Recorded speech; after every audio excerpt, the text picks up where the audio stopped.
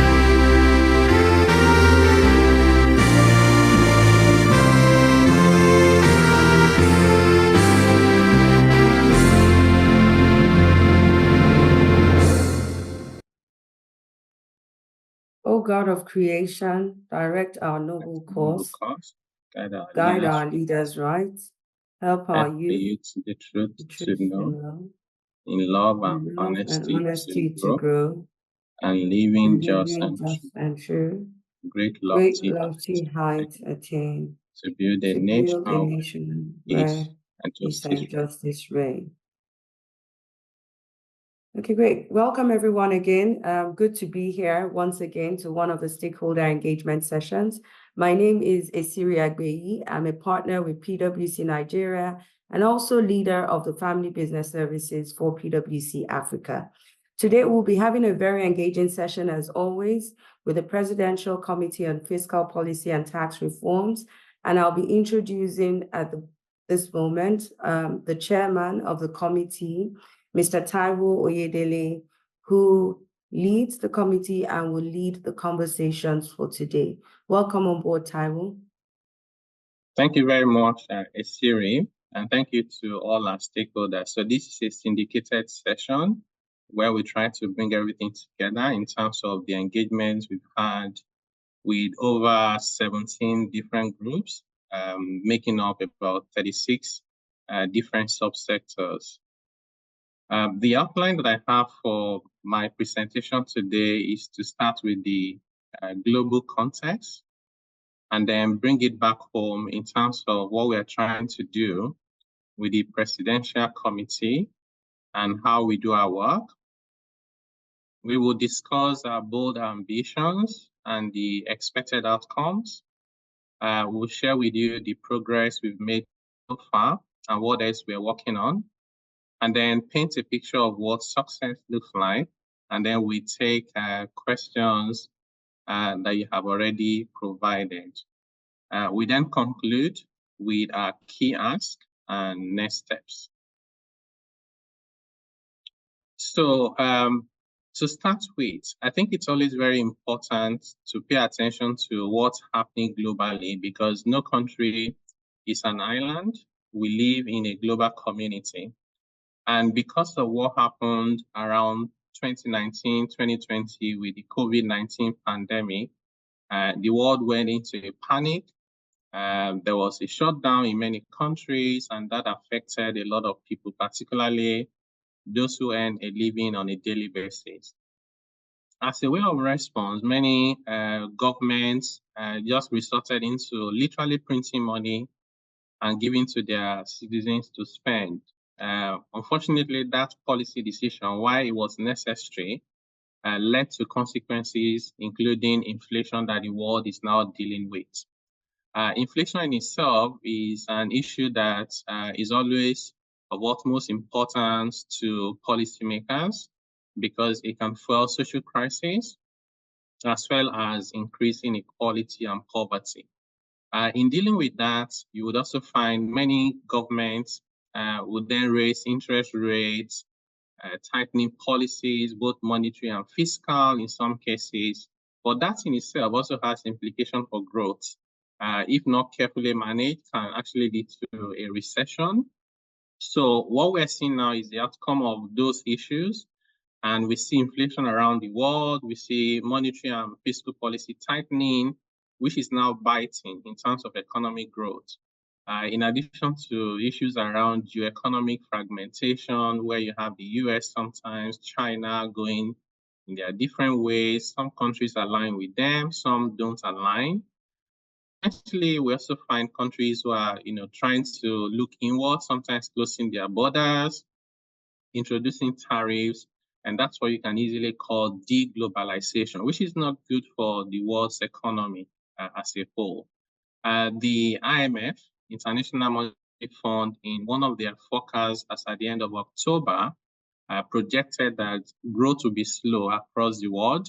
And that's not even very different from the projections for 2024, including even in developing countries, sub-Saharan Africa, for example, including Nigeria. It's even worse in places like South Africa.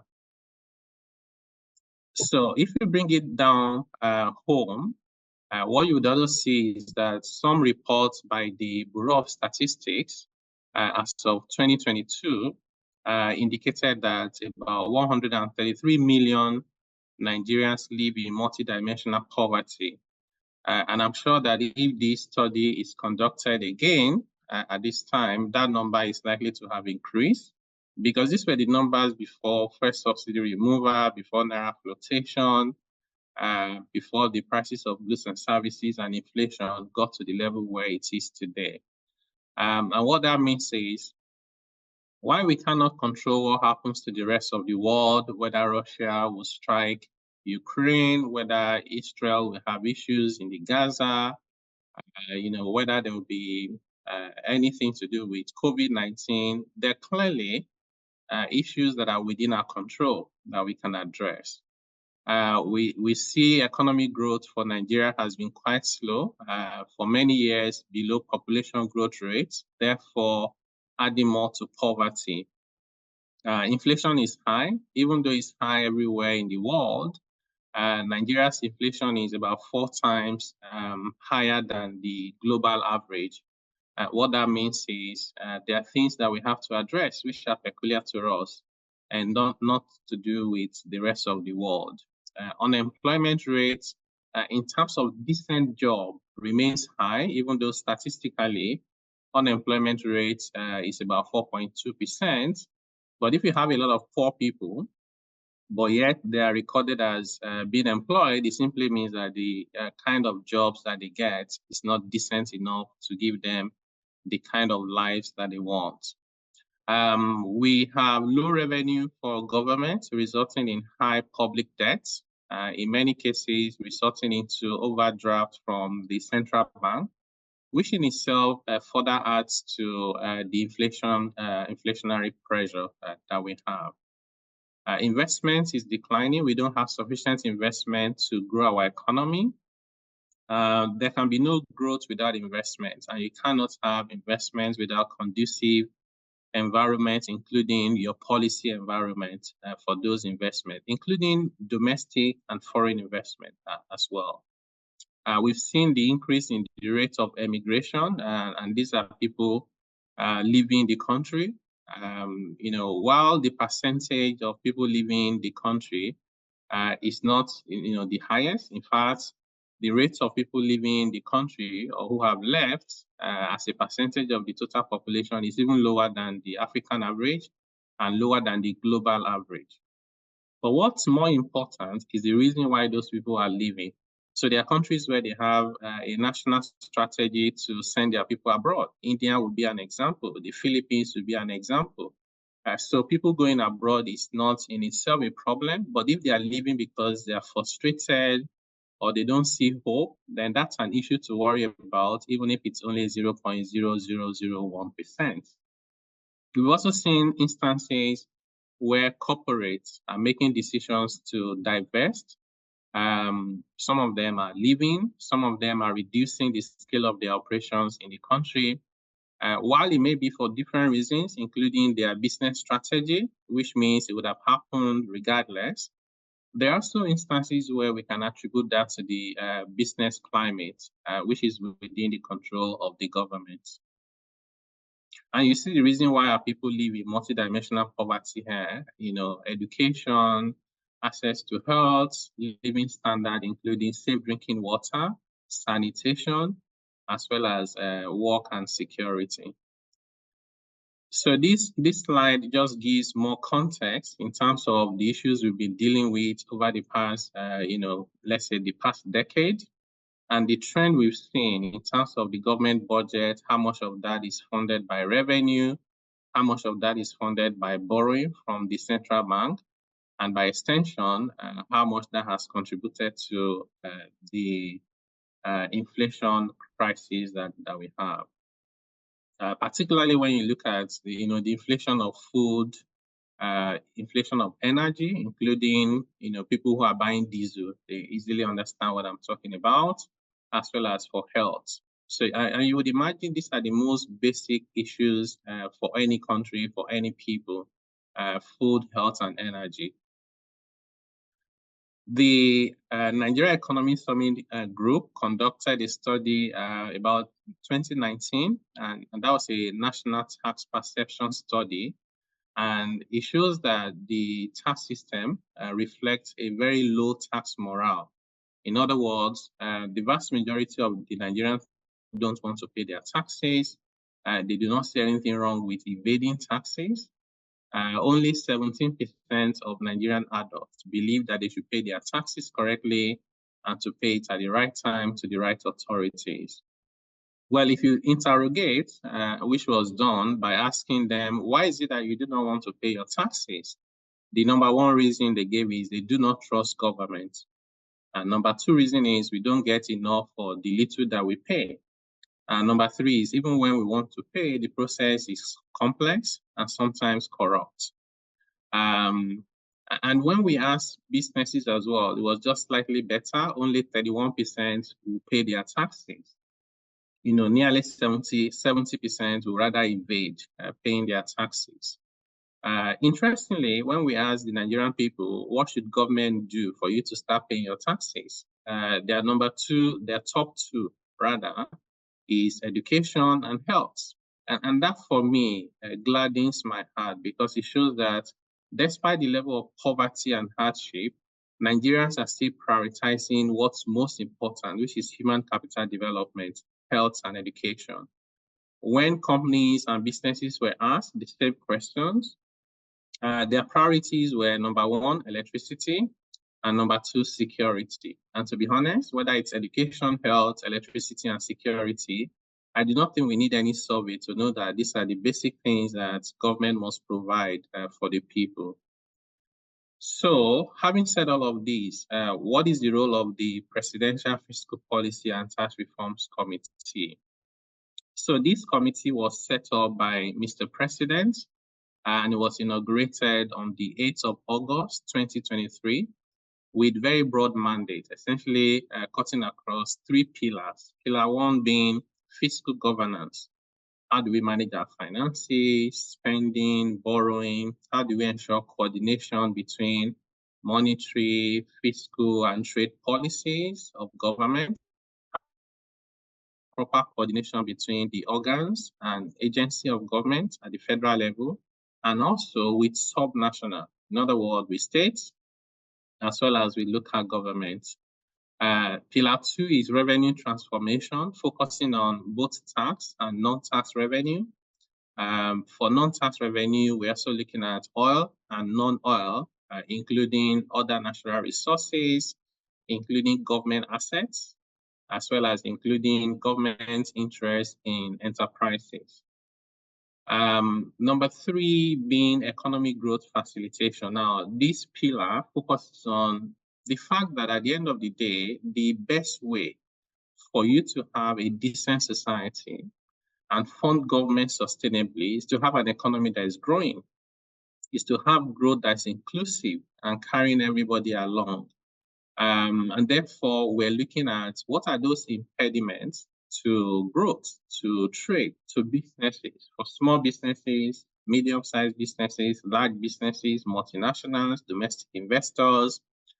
including imports and exports. Some exporters have said to us, just exporting anything from Nigeria is like a nightmare. And you have to go through over 20 different regulators with all manners of permits and licenses and approvals, delaying your importation or exportation in the process. So much so that we're aware of exporters who then put their produce or products in vehicles and they drive to neighboring countries to export from there. So these are issues we must address. In terms of what is the fiscal direction for the Nigerian economy, the direction is we want a system that is modern, simple, and adaptive. We want a system that enables growth and allows Nigeria to be competitive within the African region and also globally. In principle, we do not want to tax investments. We do not want to tax capital. We do not want to tax production. Of course, we don't want to tax poverty. And as Mr. President put it, we will not tax seed, we will tax fruit. So what all of these mean is that the Nigerian state wants to take a different direction, which is to enable people to prosper, to enable businesses to grow. And then out of their growth, out of the returns on their investment, out of their productivity, we can then take a share of that by way of taxes, rather than waiting at every post of investment and imposing levies and taxes that make those investments even unviable from the very start. The work of our committee is guided by certain principles. Number one is we operate in the national interest. In other words, we prioritize what's good for Nigeria over and above sectional, regional, groups' interests, or self-interest. Number two is we are data-driven. There's a quote we use very well, which is that in God we trust, all others must bring data. Because if you don't use proper data and evidence for making policies, the outcome will be very different from your aspirations. We focus on impact. It is not about the effort that we put in. We will not celebrate that. We will rather celebrate the outcomes and, more importantly, the impact those outcomes make in the lives of people. We are looking at harmonization and simplification. Things have to be simple. It should not be harder for me to pay taxes than it is to buy pizza, right? It should be easy because paying taxes is already hard anywhere in the world. So the process of paying it should not be even more difficult. We do not plan to introduce new taxes to the extent possible. Only caveat is we're looking at repealing so many taxes, over 50 of them. We're looking at removing them. And therefore, it may become necessary to have a tax that is maybe a harmonized levy, such that the vulcanizer, such as the small business owner, such as the transporter will pay just one tax, so we can have those situations. Other than that, we're not planning to introduce new taxes. We're looking at policies that will facilitate not just growth, but inclusive growth, ensuring that we do not leave anyone behind. Ensuring equity, even within government. Sometimes you see between federal and states, there's inequity. Between state and local government, there's even more inequity.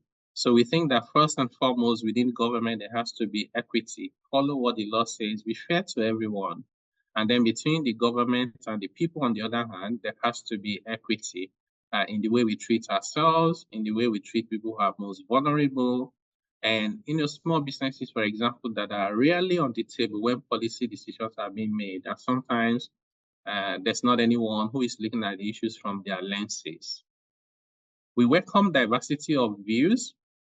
This is the reason why we're having the stakeholder public consultation, and we're meeting with various groups from farmers to traders to artisans, people with disabilities, Nigerians in the diaspora. We are even particularly interested in the Nigerians in the diaspora. Apart from them sending money to us, they are also Nigerians and they are affected by the things we do. and therefore getting their views in terms of their experiences, where they live and work, what they can share with us is extremely for us priceless. We are looking at ourselves as partnering with the Nigerian people to co-create the solutions to the challenges that we face. And as part of it as well, we have people we call the Friends of Nigeria. So they're not Nigerians, but they are friends of Nigeria, including multilateral institutions such as the World Bank, the IMF, the United Nations, African Development Bank, and we also have local partners like the civil society such as Budgets, and they are working with us to ensure that what we do is right, to ensure that we are transparent, to ensure so that we benchmark ourselves with the rest of the world in terms of global best practices. And finally is to prioritize. There's always the danger to want to do everything, but in reality you can't, and you shouldn't even attempt to. So we think what is right is to focus on what are those 10% of reforms that will give us 90% of the impact we're looking for. We have bold ambitions because we think that we should not limit ourselves in terms of our aspirations, because, like the saying, that you miss 100% of the shots you don't take. We think that we should not start by saying, oh, it's not possible, it's going to be hard. We should just try and let's see how far we can go.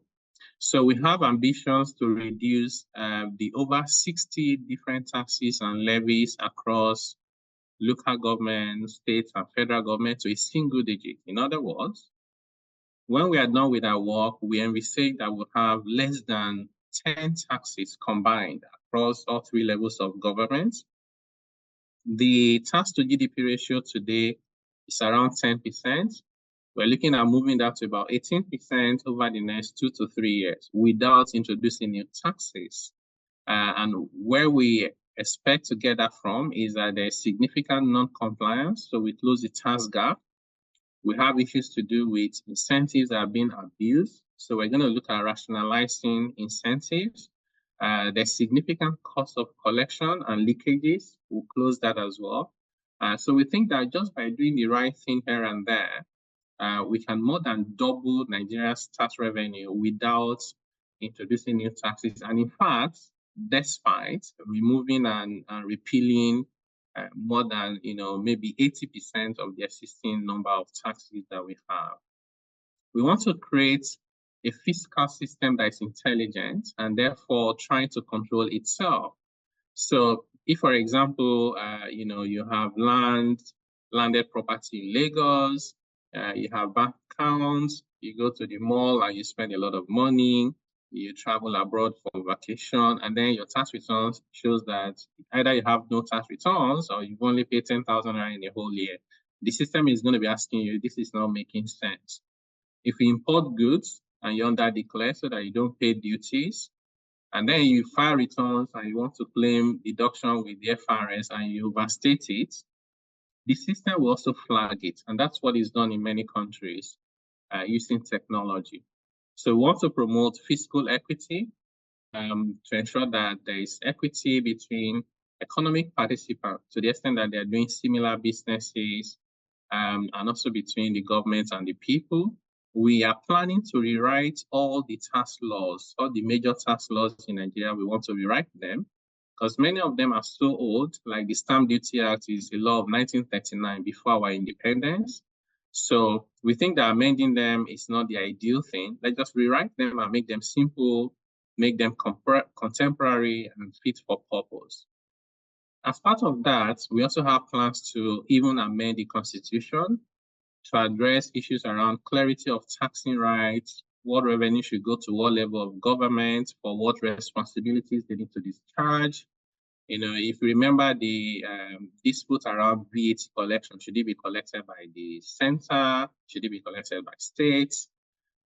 We want to set up the Office of the Tax Ombudsman and Office of Tax Simplification. The major reason being that today, if you're a small business owner and somebody shows up to say you're owing 5 million naira in XYZ taxes you haven't paid, really, what can you do? You don't have the knowledge to defend yourself. You don't have the resources to hire an accountant or a lawyer to defend you. So you either have to beg or you have to fight. And begging could also mean that you have to pay a bribe in the process. And we think this is not fair. And that's not the way we should treat our people. So this Office of the Tax Ombudsman would then intervene to make sure that the right thing is done at time with focus on protecting the taxpayers. We're looking at harmonization, and then part of that is we also feel like today, if you're a small business owner or even a large business owner, even multinational, and somebody says, what are the taxes and levies you're liable to pay in Nigeria? You struggle to know what the lists are because sometimes those lists just increases every day. So some of them are made up as you go along. We've seen transporters who are asked to pay over 50 different levies and taxes just for one trip from the north to the south.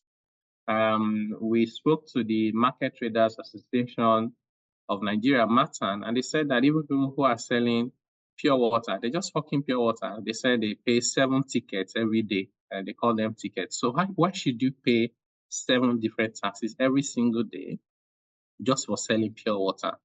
So we think that we should create some harmony where everything is harmonized. And then we also want to use technology to drive that. There should be a platform where you can go to and find all 36 states of Nigeria, 774 local governments, all government agencies, and the levies and taxes that you need to pay and who needs to pay them and how you pay them. So you can see everything in one place. And we also want to develop model tax codes for states so that even if a state wants to harmonize their taxes and levies, they can just take our standard template and adopt it, or maybe adapt it slightly if they want to have anything peculiar to them. We're looking at digitizing revenue administration. We're working on a project called Data for Tax.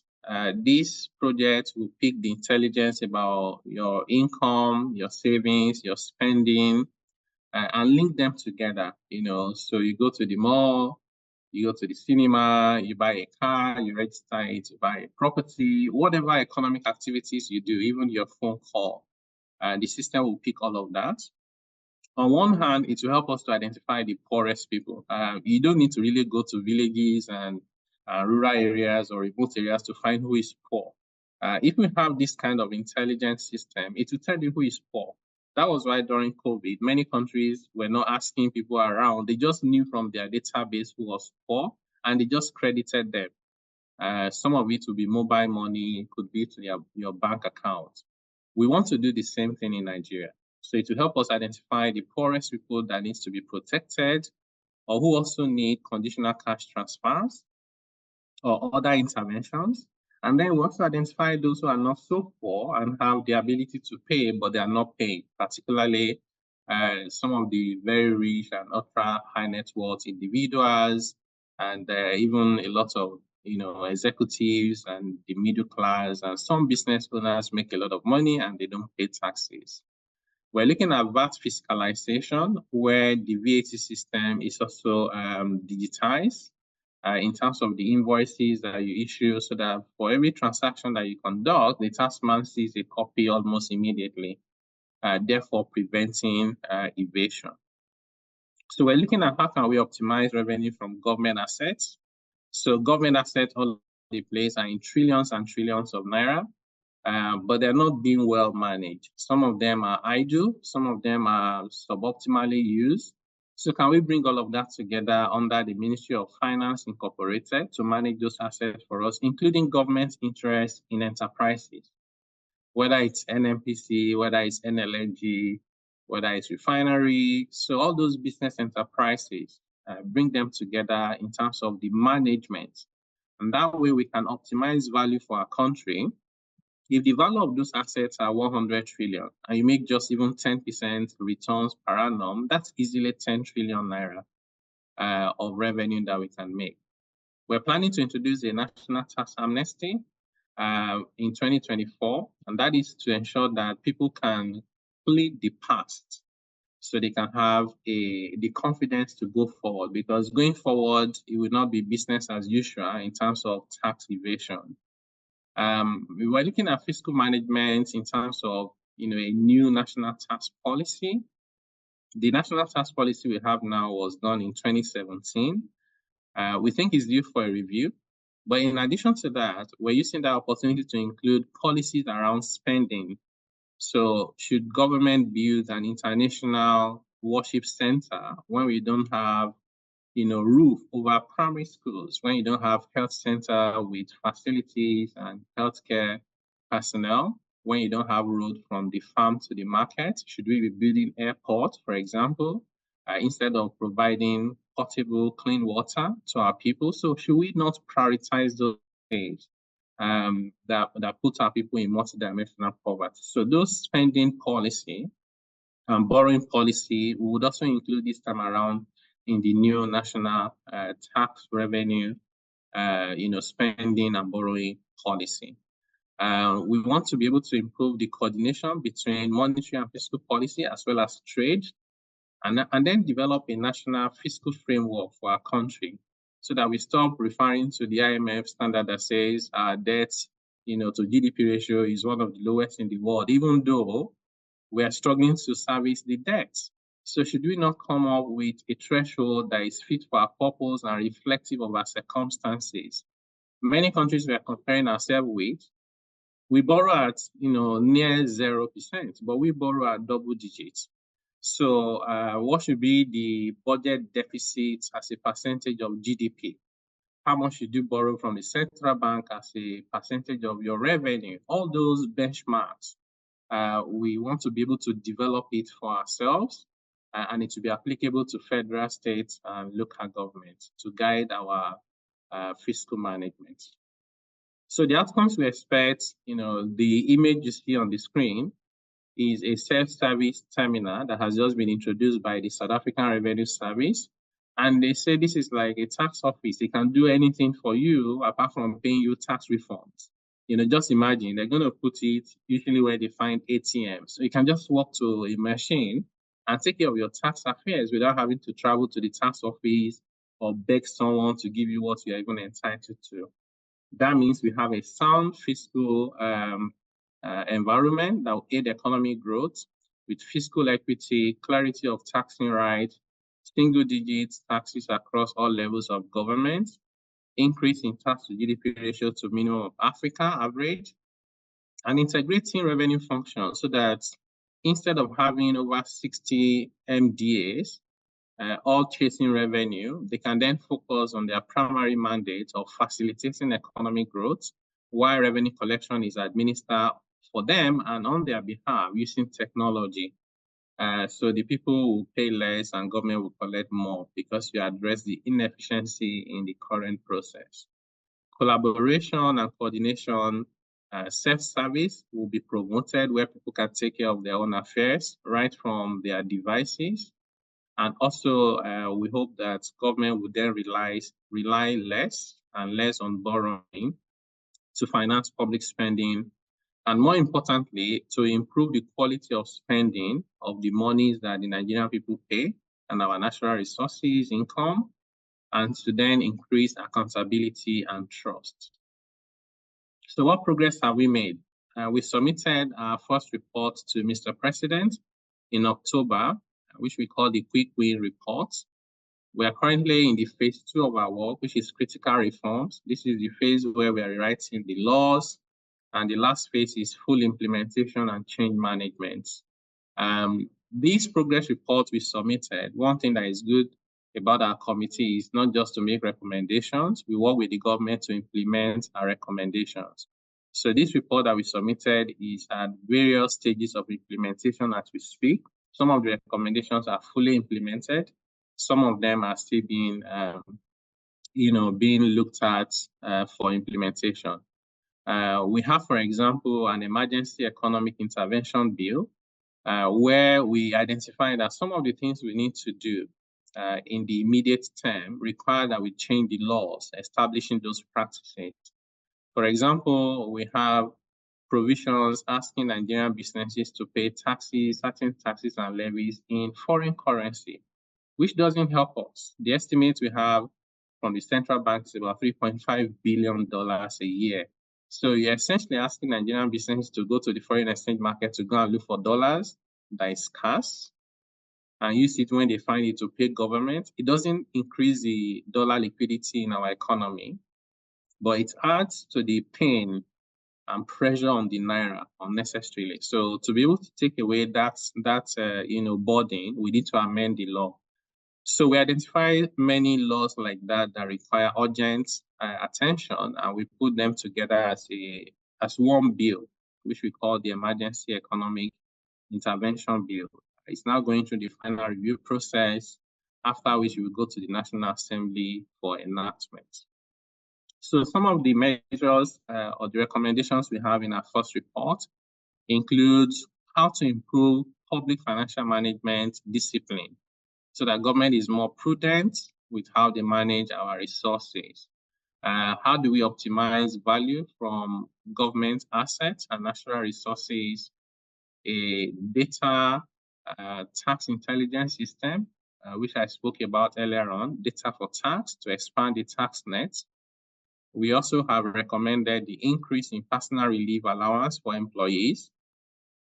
As an aftermath of fuel subsidy removal, employees who earn low income are really struggling to make ends meet because transportation has gone up, rent has gone up, food has gone up, and their salaries haven't increased proportionately. So by giving them more personal relief allowance, their taxes will then come down, and that will give them a little bit of headroom to cope. We also want to provide tax relief to employers who increase salaries of their low-income employees, who provide transport subsidy or allowance to their staff, and those who continue to hire more employees despite the difficult operating environment should also be recognized. I spoke about the option for Nigerian businesses to pay their taxes and levies in Naira. We want to remove the impediment to global employment opportunities for Nigerians in Nigeria. So today, we think that we can have over 1 million Nigerians who are working with international organizations while they're in Nigeria and they're earning their dollars.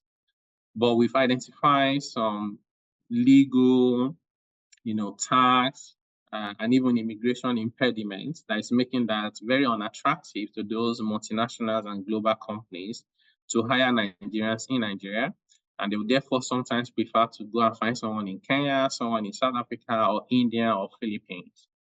And we know we can compete very well with any country in the world. So we are removing those impediments so that Nigerians in Nigeria can have the opportunity to work within the global value chain.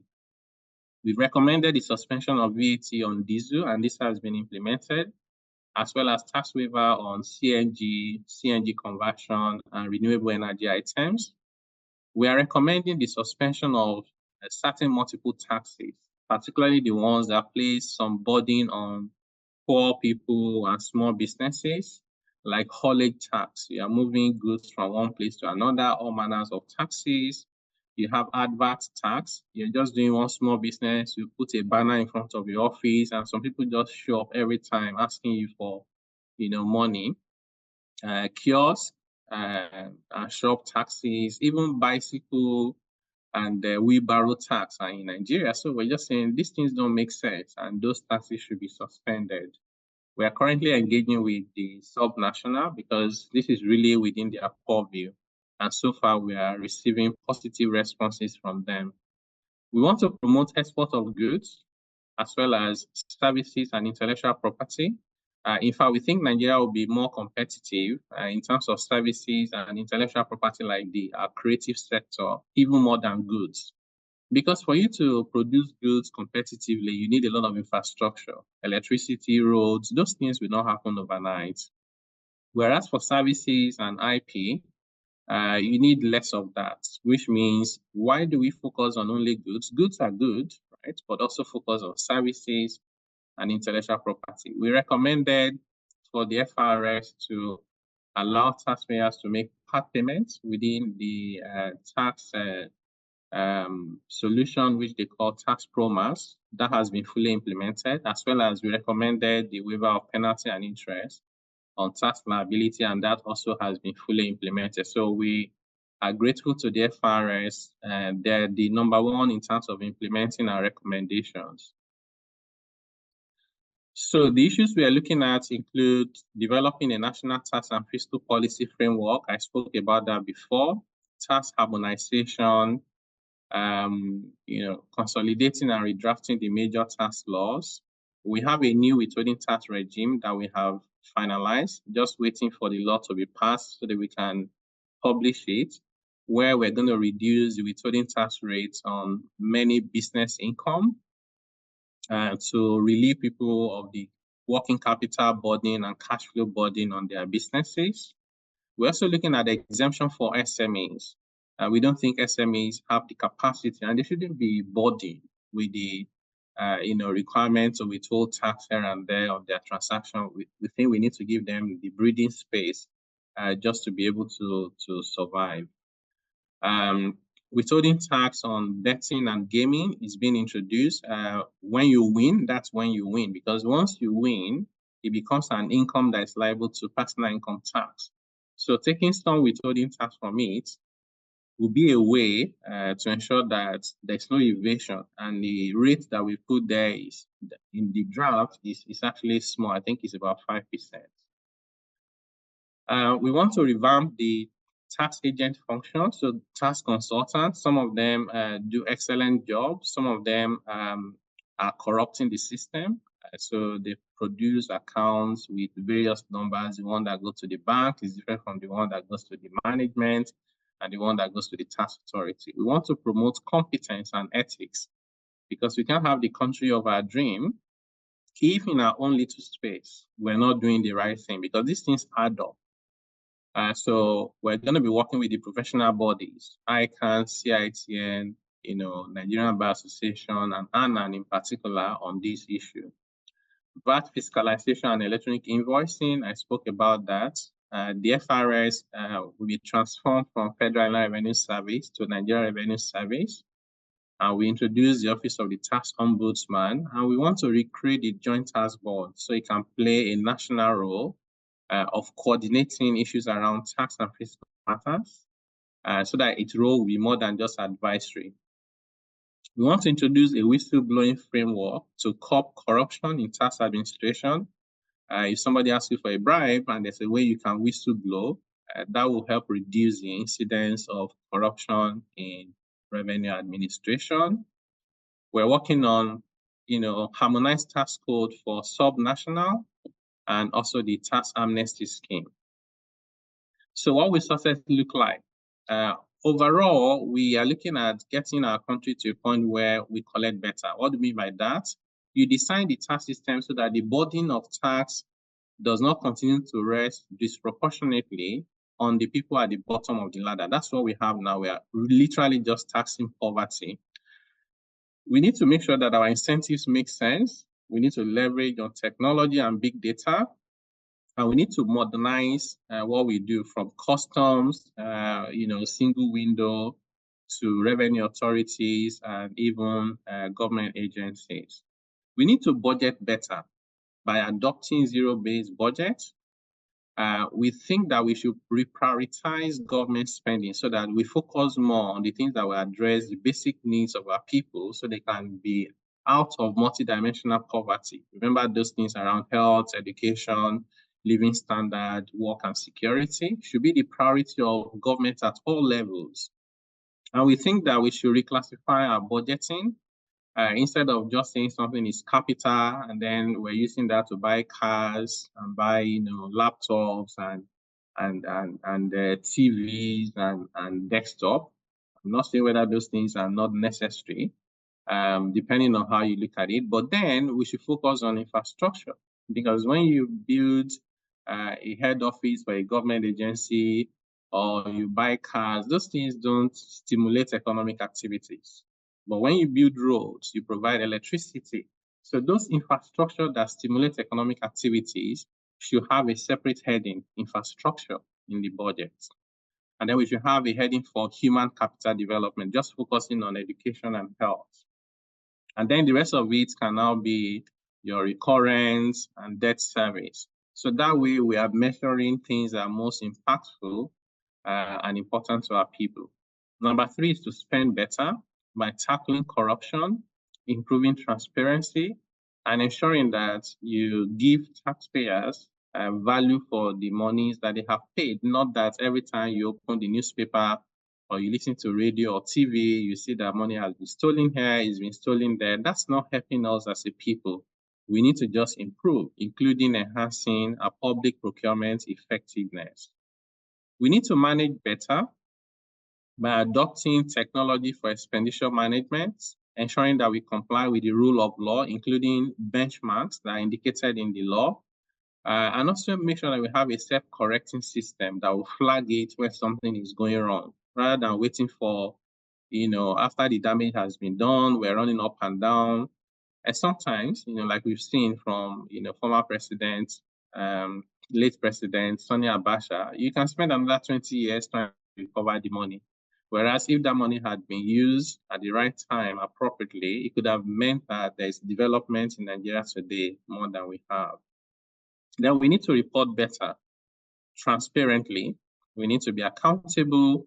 We need to have, internal controls that are very strong with proper audits. Not that government will now do audit of a company, a government MDA, 7 years after the deed has been done. So you're telling us about audited financial statement for 2017 in 2023. How does that help anyone? Why don't we do audits like the private sector? 3 months after year end, you publish the account. So if you have questions, we can then hold you to account before the monies even disappear. And there has to be consequence management for when people do the wrong thing. Otherwise, people will have the incentive to do whatever is convenient for them. And that most likely will not be in the interest of the larger society. So essentially, success means we have an economy where the environment is conducive and investment friendly, where the laws, where the policies are purposeful, and where the legislation is simple and dynamic, and the governance is people-centered and forward-looking, not that we're always reacting every time. That's how to connect the dots. So I will call the moderator now, Siri, to help us go through some of the questions we have from our participants. Thank you. Thank you so much, Chairman. I think this was a very, very useful and insightful session. And there are indeed a lot of questions. I'll try as much as possible to categorize them depending on the main issues that have been raised. So the first question we're seeing is around multiplicity of taxes. I think the first 3 questions, which I'll read out. There are multiple tax regimes in various sectors. How do you intend to ensure the different levels of government only collect the tax or regulate what they are empowered by law to do? The second question is still on multiple taxes, and it's relating to small businesses. It's a welcome idea that multiple taxes will be suspended, but how will this affect the IGR of local government, considering that these taxes form the major sources of most LG's IGR? Maybe I'll just pause there so you can take those 2. Yeah, thank you very much for that question. Yes, indeed. We are working with the states. One thing we did was to go to the National Economic Council, presented our work to them, and we requested that they should adopt us as their committee as well, which they did. And that's because of the recognition that we cannot make much progress if we don't have the state and local governments supporting the work we're doing. So we are confident that we can demonstrate to them that they will actually generate more revenue by having fewer taxes, not more, like we have now. And also, therefore, for the local government as well, if local government today have over 20 levies and taxes that they collect, and based on the report by the MBS, they couldn't even collect 50 billion naira nationwide in 2022. So what's the point? Maybe you just need one tax and you collect more than you're collecting now. So we think their revenue will not be negatively impacted. In fact, it will be positively impacted. And like I said before, people will pay less and government will collect more because we're focusing on efficiency. We want to outlaw cash payments so that you don't have to somebody stopping you. Very crude way and very archaic way of collecting taxes. They stop you, they remove your side mirror, they take your wares if you're selling something and you start chasing yourself. Nobody does that in the 21st century. We want to professionalize all these things. You can pay your taxes, via USSD, multi-channel, or your bank transfer, payment card, and you get your receipts come to your phone. Even if you lose that message, you can retrieve it by doing something. So we believe that way to help not only SMEs, it will help everyone. Local government will benefit, the people will benefit, states will benefit, and federal government will benefit. So this is a classical win-win outcome that we expect. Yeah, that's very helpful. I think the social angle as well is something not to be overlooked, seeing that a lot of touts are used to collect these taxes by the LGs, and it's more so to sustain themselves, I would say, especially in a very unfair system. So the question here is, how do you handle the nuisance that may be caused by the touts all over the country under the guise of rate collection? Yeah, excellent question. And you're right, Esiri. So we do think that those boys and those men that you see, we call them area boys in some parts of the country. Sometimes they are wielding sticks here and there. We think that they are themselves victims of the system, and therefore we're not looking at an approach where you arrest them and go and put them in jail, or you create another crisis for the people. We want to find a way to incorporate them. And that could easily be to train them, give them uniform, pay them decent salary. So they'll be the ones asking you to show your mobile phone that you have paid, right? And by the time you even train them, they have useful skills. Many of them will just move on from those jobs themselves and find something else more meaningful to do. So the idea being to bring everybody on board rather than trying to fight ourselves. So we think that once we are engaging now with the powers that be, from federal government, from governors, local government, once we get them to align, then we'll have those engagement with, the people on the ground that people see and therefore get the buy-in. We think that there's no single Nigerian who does not want Nigeria to do well. So it's about how you communicate it. Absolutely. Thank you so much for sharing that. So I think the next question is on the blockchain policy. And it says here, in May 2023, the Buhari-led government signed the approval of the National Blockchain Policy of Nigeria. Is there any consideration for blockchain and cryptocurrency tax policy from your committee? Interesting. So for us, our approach is that allow every economic activity to thrive before you start thinking about, taxing here and there. About 2 years ago or thereabouts, the Finance Act introduced a capital gain tax on cryptocurrency. Government hasn't been able to implement it because the same government at the time did not even allow banks to be involved in anything to do with crypto. So we did not regulate the exchanges, we did not regulate the miners, and so there's no information, which has now been addressed. The CBN now has a new regulation about what banks can do, essentially permitting people to spend their money if they want to buy crypto. So I think that's the first step, but we want to be able to latch on to a more broader national strategy around blockchain, which is also what powers crypto. So once you're clear about what you want to do as a country, you allow those economic activities to go on, and then as a consequence, if you make money in the process, why not? Generally, you should not be exempted from tax just because you make your money from crypto. Why someone else who is a trader or a farmer or a mechanic that is working hard and sweating is paying tax, So essentially, the tax will come at the right time, and also ensuring that you're not taxing people who are just struggling to make. Maybe they just bought crypto of $50 and they make $5. You're chasing them to pay tax. We think that you should have threshold to protect, small investors and forest people. Yeah, fair enough. Yeah, so this question is on the new industries such as renewable energy. And it's the person asks, what's the plan of the committee as it relates to their VAT obligations in these new industries? Yeah, so we're looking at new industries and startups. There's a Startup Act, which we're also looking at to expand because it tends to focus more on the digital economy, which is good, but other sectors are also important. So we will support startups. We want Nigeria to be the startup capital for Africa. So to that extent, the tax policies will make sense.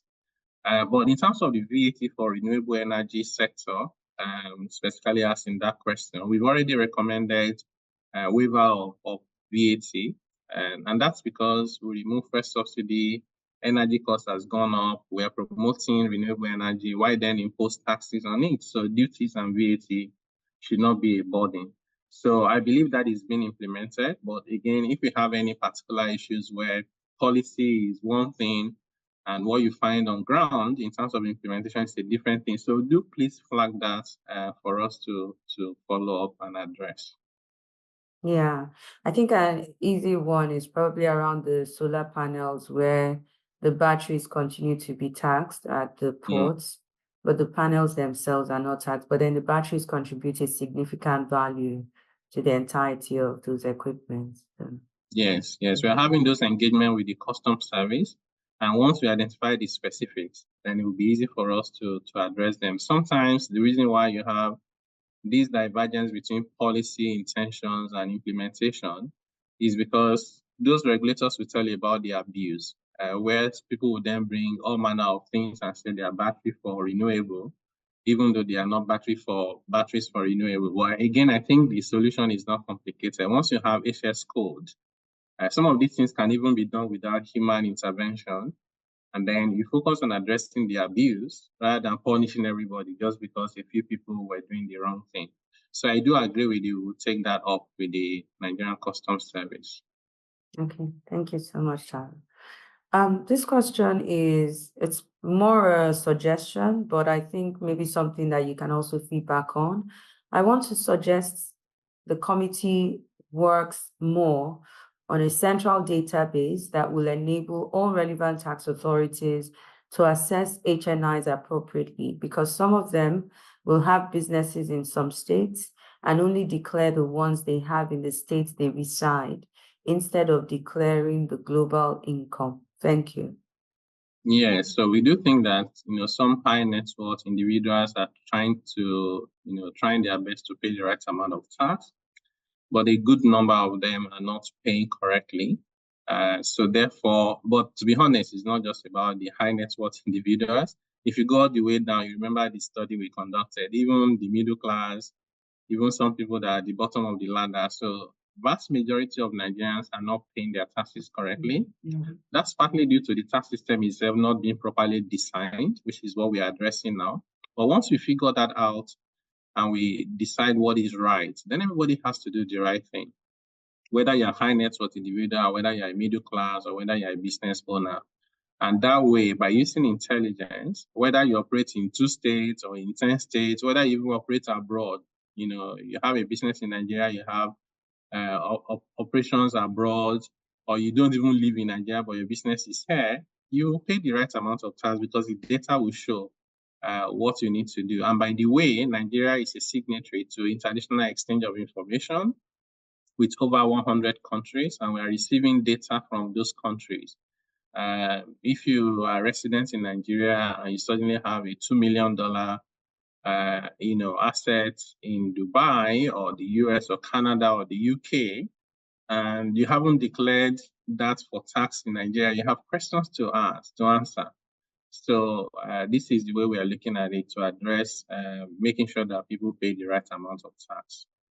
Yeah, okay. And closely related to that is this question on micro businesses. How do we encourage them to incorporate their businesses so the taxes and levies they pay go to the right channels rather than unregulated levy collectors? How would they be taxed accurately without killing the business? This, again, is related to the informal economy just being so huge. And we continue to say that they sustain the economy, but then maybe there's no fair share of tax coming from there. And it causes a lot of companies to still hide under the radar, if, they're not paying the right taxes. So I guess this is what's causing this question. Was an Yeah, great interesting. question, actually. Great question. Yeah. So we think that the strategy that Nigeria has for informal sector is not working, it's counterproductive. And that's because many times you hear even governors will say, top people in government will say, our money is in the informal sector. There's no data to support that. There's no country in the world where government makes its money from the informal sector. So we think that 99% of the informal sector in Nigeria should actually be exempted from all taxes. So if you target only the top 1% of the informal sector, based on available data, you're talking about around 4 million businesses. Even people that are paying the taxes today in Nigeria combined as businesses are not up to that.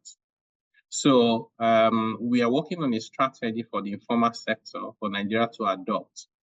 And having said that, what we also have today is that when you come to the formal system, it's almost like you're asking for trouble. So everything just goes up from your taxes to the regulation to the scrutiny.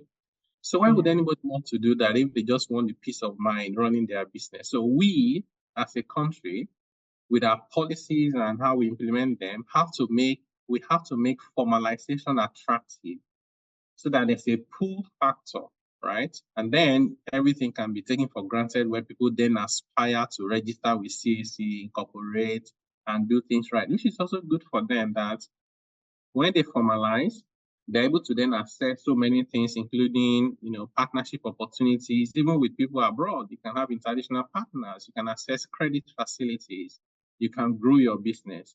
So that is the way we are looking at it. We should not tax any startup such that they cannot continue in business. We see the data showing that a high percentage of startups don't even survive up to the third year in business. So we have to improve those statistics by doing the right thing.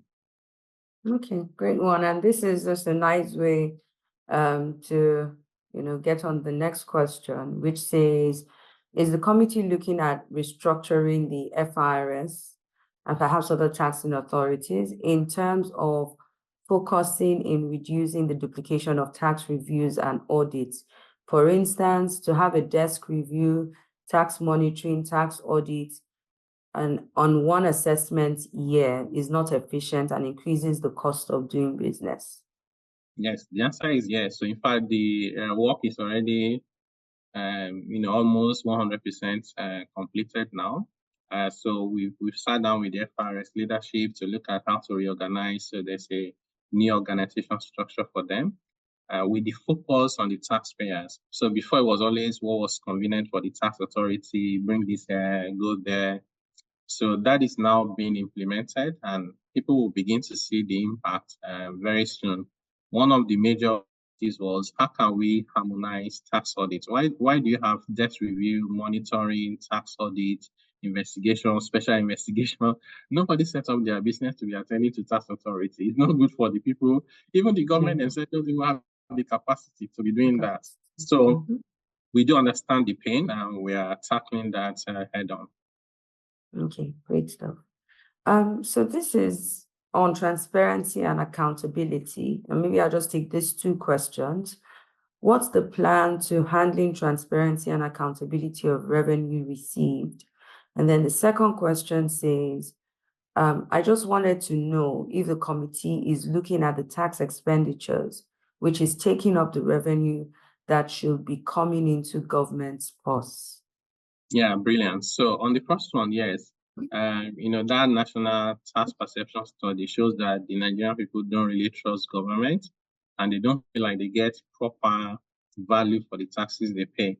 So we're working on a spending framework where we are and it's going to be online. So where we're going to be asking government, federal, state, and local government to prioritize what's important to the people and be transparent in how they spend our money. So the savings from fuel subsidy removal, naira flotation, are essentially sacrifices of the Nigerian people. That's huge amounts of savings is being transferred from the people to the government. So government should not waste the money. You should spend it back to take care of the people. That's the whole essence of the social contract as we know it. So we hope that that framework will be able to help us to improve in that area. So the second one is on tax expenditure for the benefits of everyone. This is just tax incentives and waivers. We're looking at that holistically. Today, we spend an average of about 6 trillion per annum on various waivers, tax break, incentives. Incentives are not bad, but you have to make sure that they're not creating distortion to the economy and that they're not for every 1 naira of incentive you give, the benefit to the society must be more than 1 naira. So we're looking at everything from pioneer status to free zone arrangements to allowances and reliefs and credit, import duty waivers. So we're looking at all of that.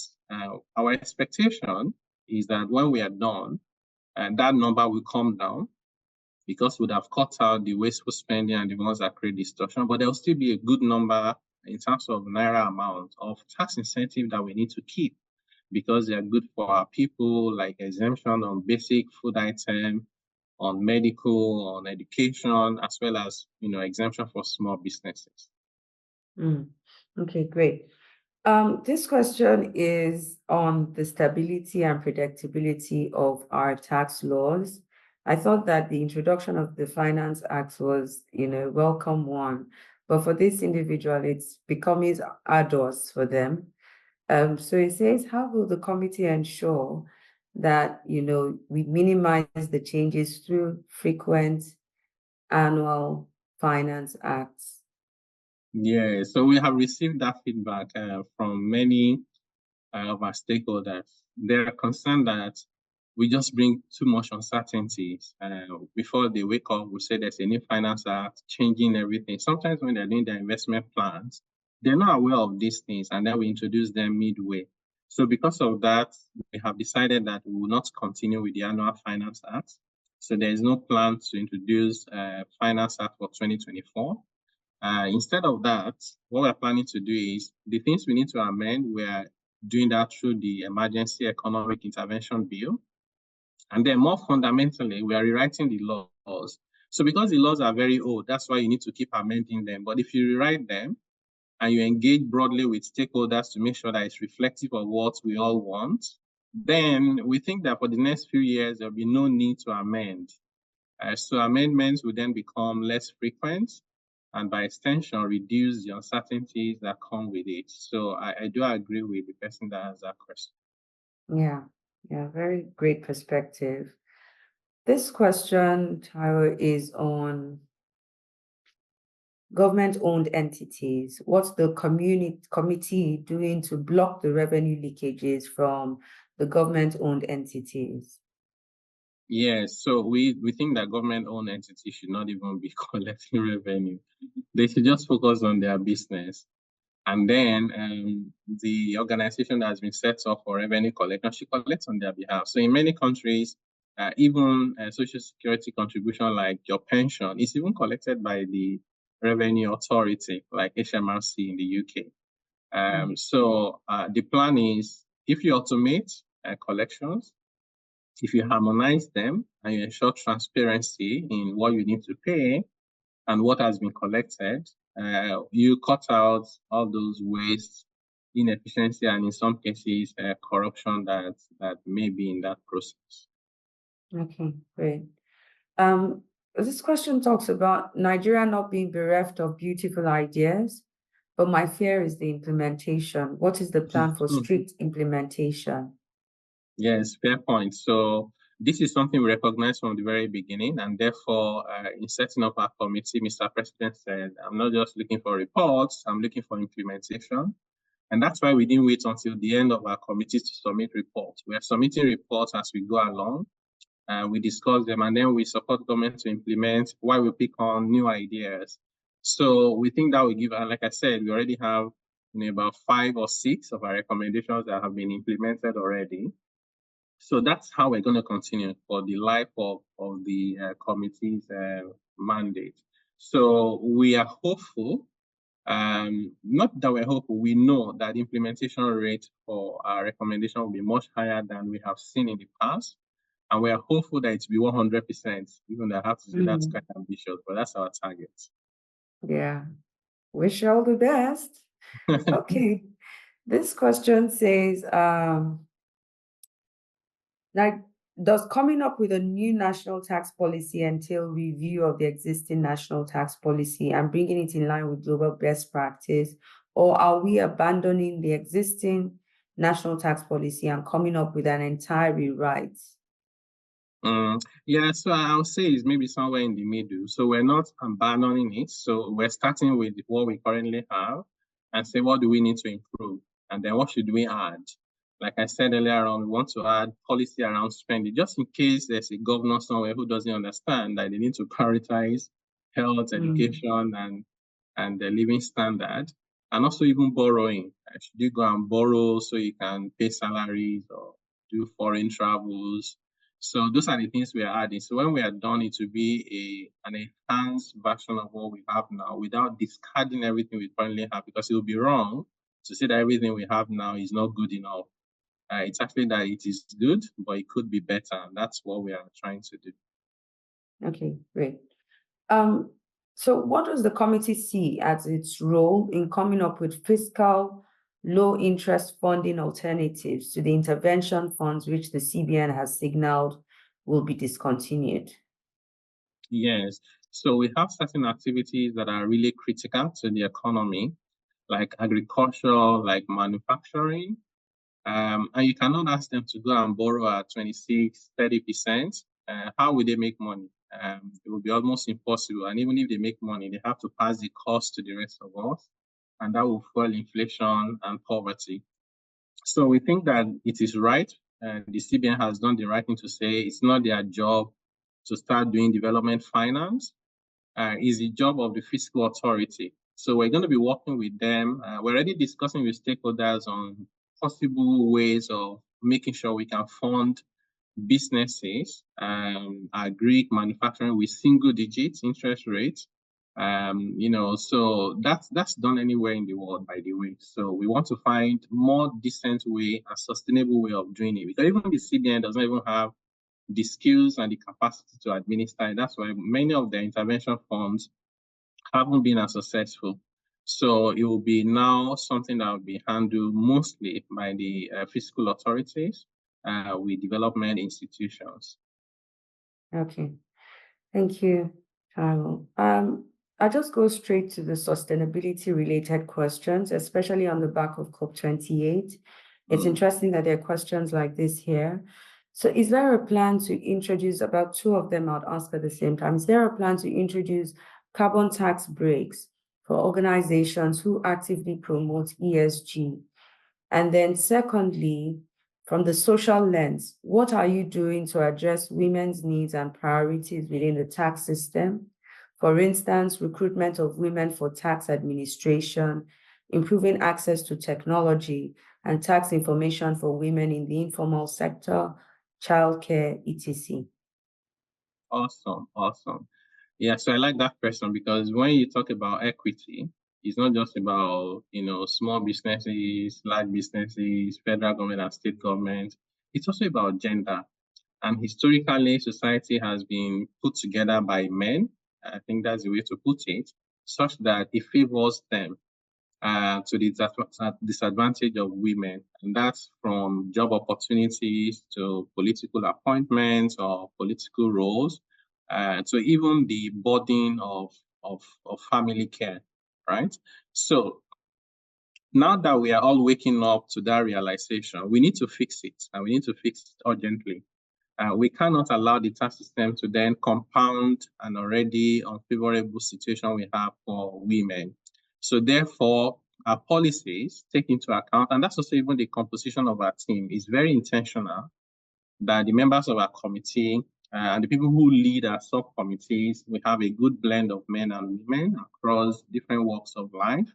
So that same thing is what we're going to introduce into the tax system, whether it's to do with opportunities to be a tax officer or lead the tax authority, or women businesses, how they are being taxed without any bias, and also to even recognize sometimes the peculiarities of what women go through, such that if there are need for certain women-specific incentives or tax breaks, to recognize the extra burden that they carry in terms of care in particular, we're open to all of that.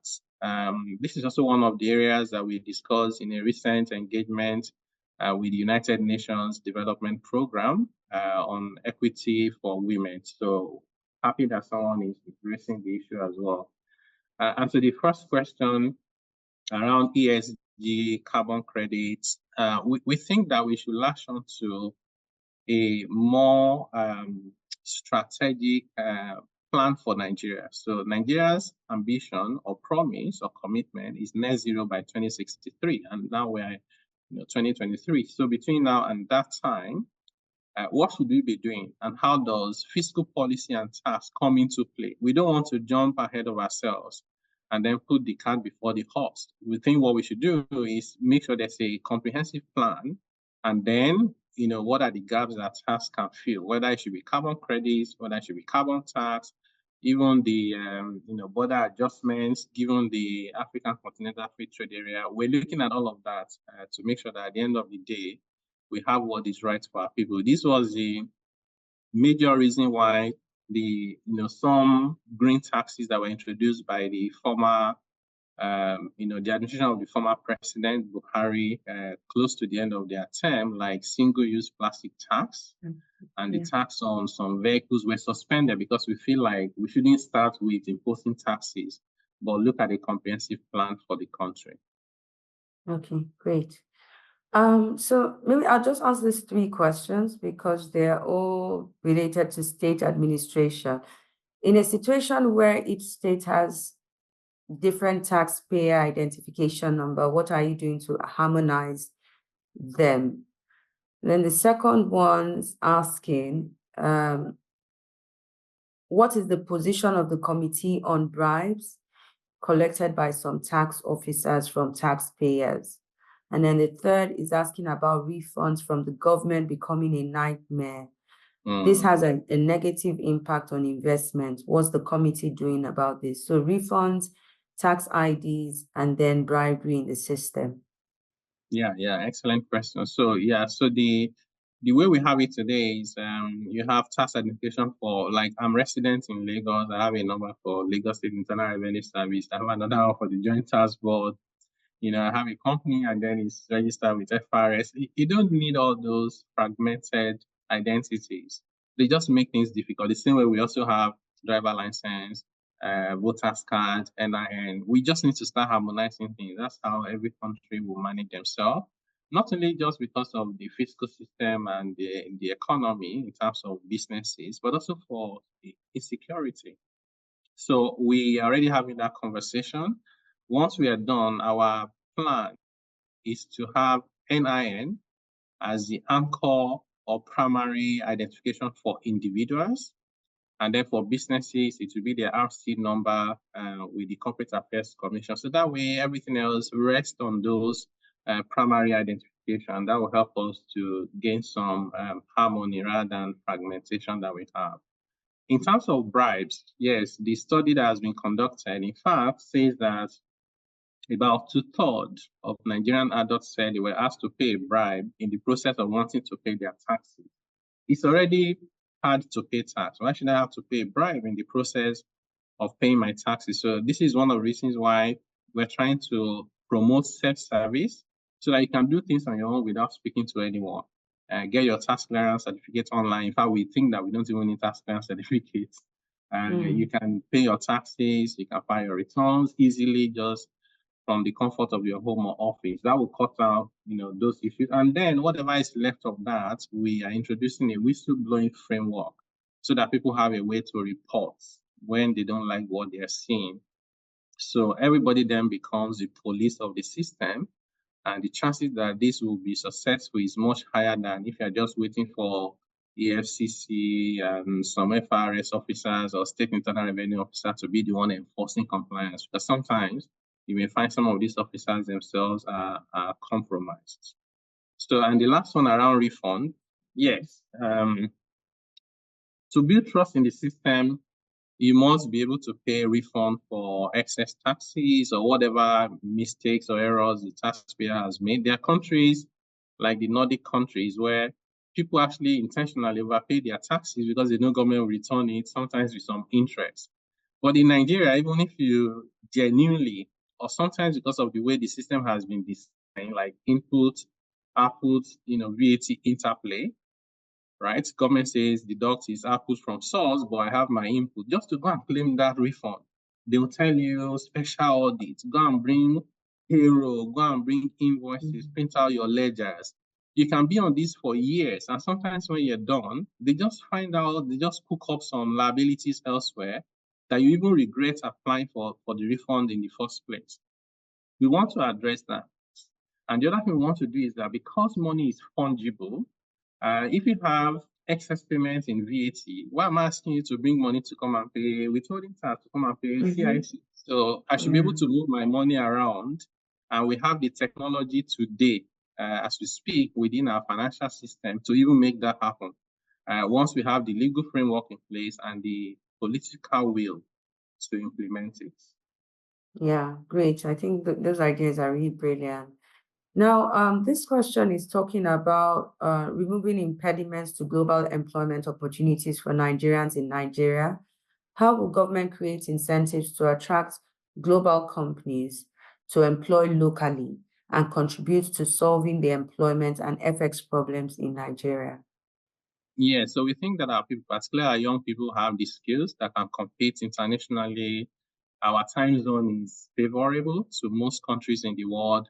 Our accent is actually good, at least much better than the Indians. And the Indians made over $200 billion from business process outsourcing. Philippines made $35 billion. So let's even start with making $10 billion in Nigeria. With 1 million people, maybe just even earning $1,000 a month. That's a lot of income that will come to those people. Inflow of FX that will help us stabilize the value of the naira and therefore moderate inflation for everyone. And then some revenue will go to government because it is taxable income. So what we have done is we've identified those impediments where, for example, by employing Nigerians in Nigeria, and you're an American company or a company in Europe, we then bring that company itself to our tax net and say you must file returns, you've created a permanent establishment, you should pay tax. They won't come because there are other countries where they will do the same thing without anybody stressing their lives. So we've identified those things.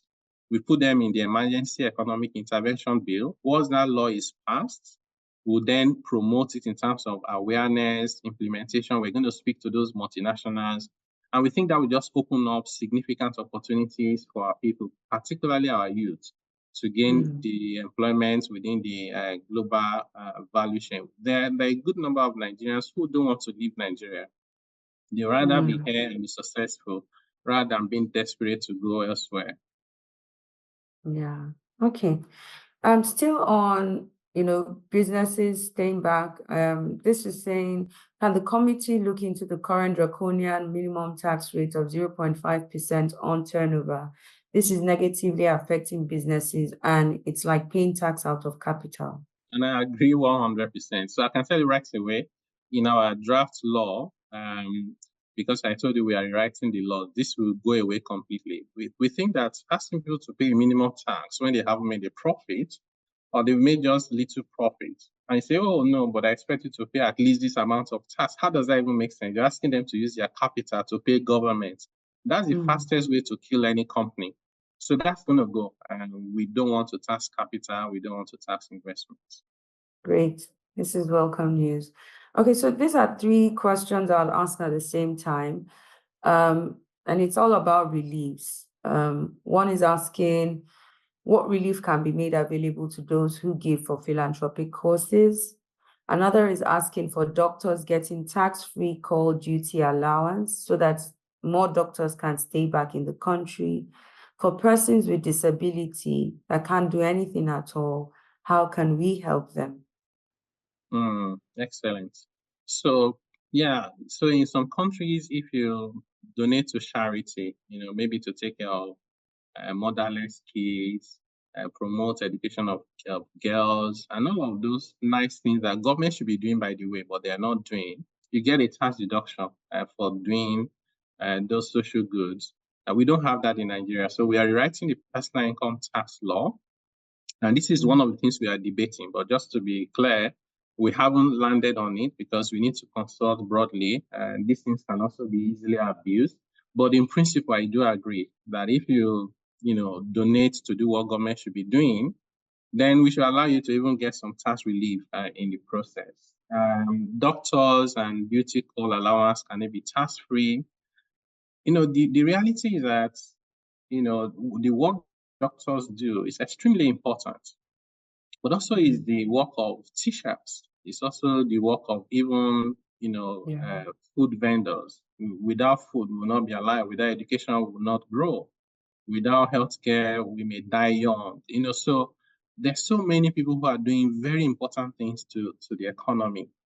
We don't want to start isolating any particular sector or particular group of people for incentive, because how do you then explain it that teachers are not getting, the same relief, or even our armed forces who put their lives at stake to protect us? What we think is more critical is to ensure that everybody earns the living wage. And I think Mr. President has mentioned this a couple of times, not just minimum wage, but enough to help you meet your basic needs after taking into account whatever taxes you need to pay, and to ensure that the threshold for exemption is sensible. So you should not be taxing someone who is earning 35,000 naira per month because they are living in poverty. That's taxing poverty. If we raise the threshold for exemption high enough so that your income is protected to basic need, then it will not be an issue whether a duty call allowance is being taxed or not. And by the way, any allowance that you earn that is meant to cover your out-of-pocket expenses, that should also be protected. It shouldn't be taxed. So that's the direction in which we're going.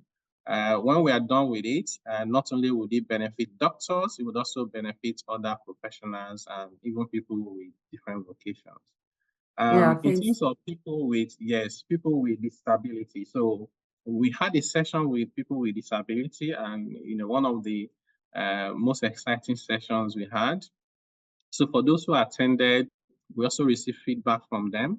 There are associations, sending submissions to us for consideration. And I met one of them, who stopped me, and he was on a wheelchair. And then showed me his phone and said, "Are you, Taiwo Idile? Thank you for remembering us." So for us, it's carrying everybody along. And many people will not know that based on available data, we have, as of 2020, about 27 million Nigerians living with disability of one form or the other. And what that means is you're just saying about close to 1 in 8 Nigerians, or over 12-13%. So that's a huge number. It's even more than the population of Cameroon or even Liberia and Sierra Leone combined. If you combine Liberia and Sierra Leone, it's not even up to 20 million. So this is huge, and we have to always take into account their interests as well. They're not often at the table when we're making policies, but our policies must be inclusive. So we're looking at how do you implement existing policies, possible incentives or tax break for employers to consider them with equal opportunities. Many of them are actually not asking you for any favor.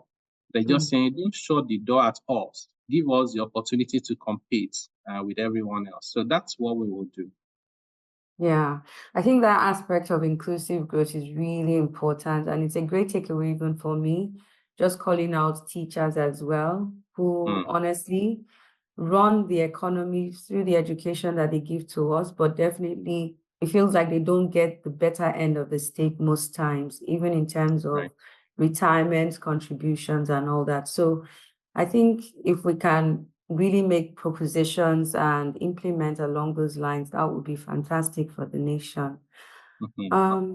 So there are a lot of questions here around social security and even education as well. So I just ask them together. One is on education. How can you address some indiscriminate fees charged by Nigerian higher institutions like acceptance fee, certification fee? This is making education difficult to young Nigerians. And the second is saying, do you have plans for social security and safety nets for the poorest of the poor? While the third, again, on the topic of inclusivity, is asking about Nigerians in this diaspora. What incentives will you be offering to entice this category of people? Thank you very much. Very good questions. So the first one, yes, so I pay the school fees of quite a good number of people. And every time I kept asking myself, why is it that you have to charge me so much for acceptance fee? Another one for certification. When you want to go and collect your statements, result slip, there's a charge for that. There's a charge for department, there's one for SUG. By the time you add it all, you easily sometimes cross 400,000. And even though we say education is meant to be free and affordable, the vast majority of the Nigerian household and families can't afford this amount. We know that the universities are trying to raise funds internally to run their operations, but that can be at the expense of families that are struggling. While this is not directly a tax issue or fiscal matter, we think it's important to beam a searchlight on it.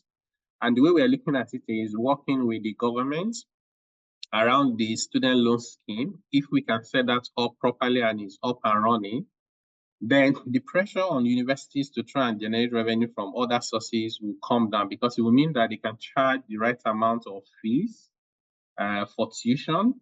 And those who can afford it will pay, those who cannot afford it will get the loans. And then, they just need to get to a point where everything is harmonized. If it's tuition fee, just say tuition fee. Don't start calling different. They even, universities and polytechnics and other tertiary institutions where they sell handouts and they are marks. You don't get the handouts, you lose 20 marks. That's not fair to the people. So we will work with them on how to, improve on that. On social security for the poorest people, yes, at the end of the day, if you put up a social security system to protect the poor, it's good for society, but some people have to pay for it. The government will not print money to take care of that. That will mean that the working class will contribute to protect those who are vulnerable and unemployed.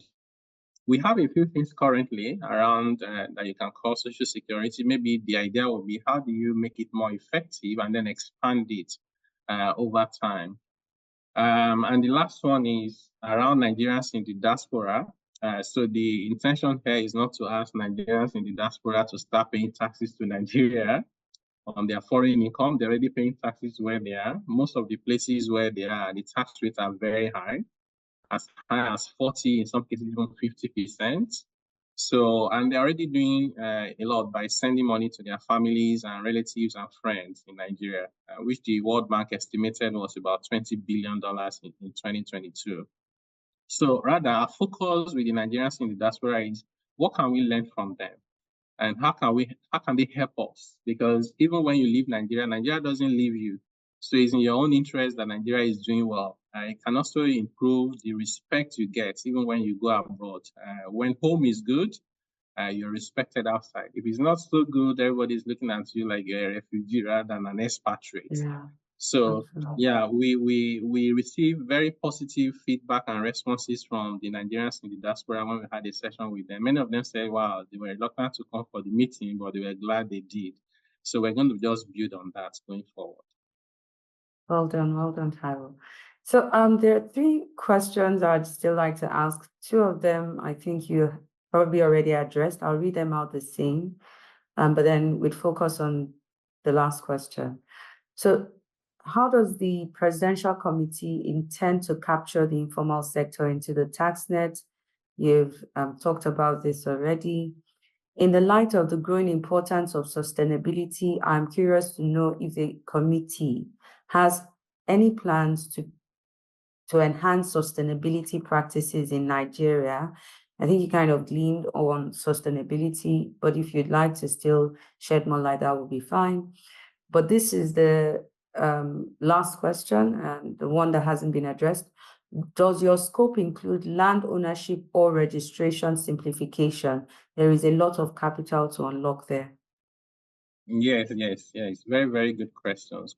So on the informal sector, yes, what we're trying to do is not just to bring all of them into the tax net, chase them on the road and collect 500 naira, 1,000. So there are people who pay, like the Okada riders. They not only pay tax every day, they pay multiple taxes every single day. So you cross one local government and that person collects from you. We think that we need a strategy for the informal sector that start by saying, what can we do to help you grow? And then as a consequence, when you grow, we then focus on maybe the top 1%, top 2% to pay taxes. I always think that the bottom 99, 98% needs to be protected completely from tax burden.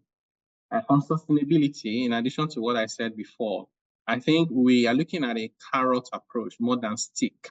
So instead of imposing taxes on anything that moves in a country where you need all the development and investment you can get, why don't you adopt a carrot approach where you incentivize people for doing the right thing?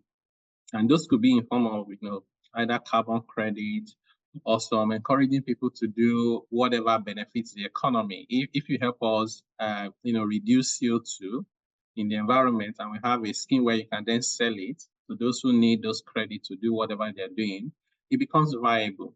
And ultimately, instead of imposing taxes on single-use plastic, maybe you need to incentivize people who produce biodegradable packaging materials.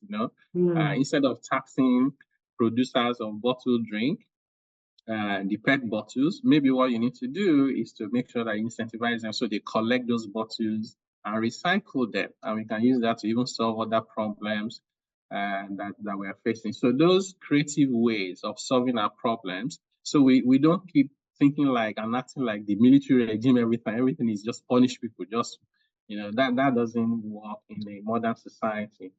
On land ownership registration, yes, this is a major one for us. It's one of our top recommendations to the sub-national government. I'm going around now to visit them. And we're saying to them, why don't you just simplify land registration? So I should go online and know what is step 1, step 2, step 3, and how much I need to pay, and how long it will take me to complete it. South Africa says, within 17 days, you complete land registration. Rwanda is 7 days and they are still not happy. They are now introducing what they call no trip, no paper. So you won't have to visit government and you won't need to print a single paper, and they want to do it within 3 to 5 days. And that's Rwanda, a small country. Why can't we do it in Nigeria? So make it easy for people to register their property. That would also enable them to have collateral to access credit. Then mandate development in urban area. You cannot just buy the land and keep it and be speculating. The law empowers the governor to say, if you don't develop within a period of time, I'll take it from you. What will happen is you either develop it or you sell it to someone who wants to develop. Either way, you create economic activities, which is good for the people, for employment, for GDP growth, and for revenue will then come to the government by extension. We also have an idea around urban redevelopment. So you have some areas where you have estates that were built in the 70s. They are bungalows, they are not modern, some of them are dirty.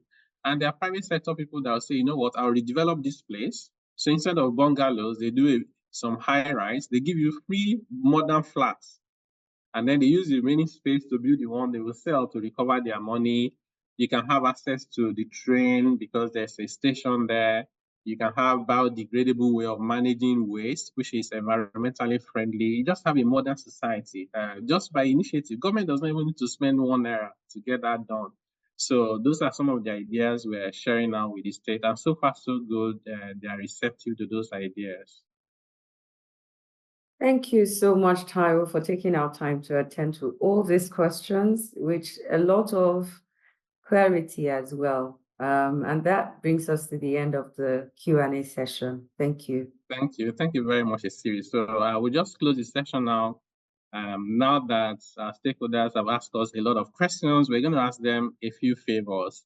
One is, please follow us and stay informed with the work that we do. If you look to the right of the screen, you see we have a dedicated website, fiscalreforms.ng. We have a dedicated email, inquiries@fiscalreforms.ng. We have a dedicated WhatsApp number. Please don't call, just send messages, because the person handling it part-time may not have the skills to answer your question, but they can redirect it.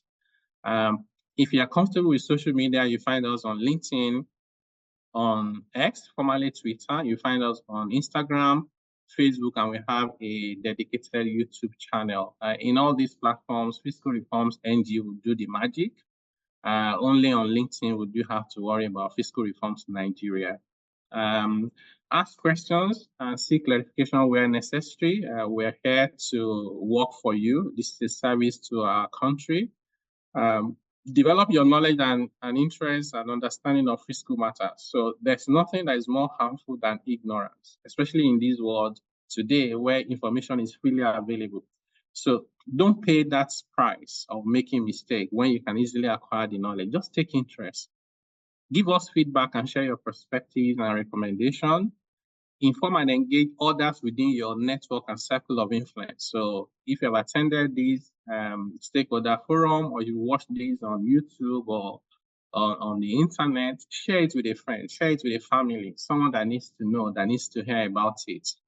And then we welcome and look forward to further engagement as we progress with our work. So this is not the end of our consultation, it's the beginning. We even plan to have town hall meetings. Some of them will be physical, so we can, speak to ourselves honestly as Nigerians and agree on the way forward.